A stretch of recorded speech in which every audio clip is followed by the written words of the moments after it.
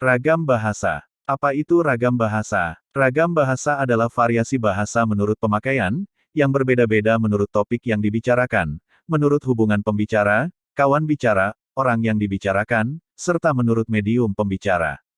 Macam-macam ragam bahasa. Ragam bahasa Indonesia dapat dibagi berdasarkan cara berkomunikasi, cara pandang penutur, berdasarkan topik pembicaraan, dan berdasarkan sifat bahasa. Ragam bahasa yang beraneka macam itu masih tetap disebut bahasa Indonesia. Ragam bahasa berdasarkan cara pandang penutur dapat dibagi menjadi ragam dialek atau kedaerahan, ragam terpelajar, ragam resmi, dan ragam tidak resmi. Ragam dialek, contohnya, gue udah baca itu buku. Sapu tangan patah, ragam terpelajar, contohnya, saya sudah membaca buku itu.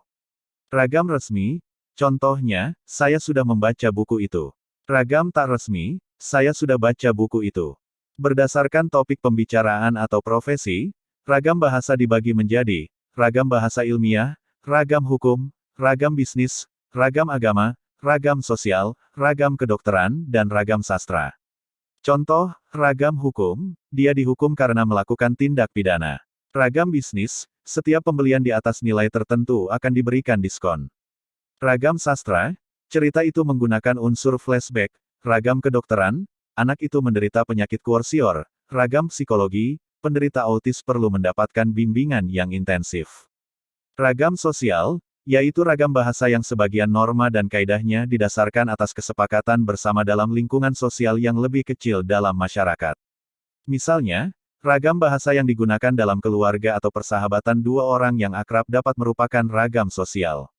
Ragam agama ialah suatu kumpulan bahasa yang heterogen yang berkaitan dengan unsur keagamaan.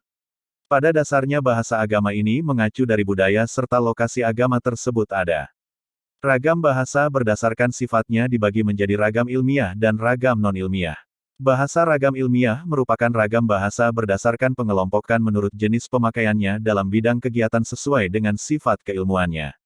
Bahasa Indonesia harus memenuhi syarat diantaranya benar atau sesuai dengan kaidah bahasa Indonesia baku, logis, cermat dan sistematis.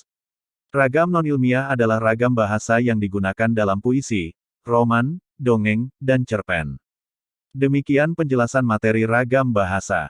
Materi selanjutnya yaitu, ejaan yang disempurnakan atau EYD. Diharapkan untuk subscribe, like, share, dan komentar. Jika ada penjelasan yang belum dipahami, bisa sampaikan di kolom komentar YouTube. Terima kasih.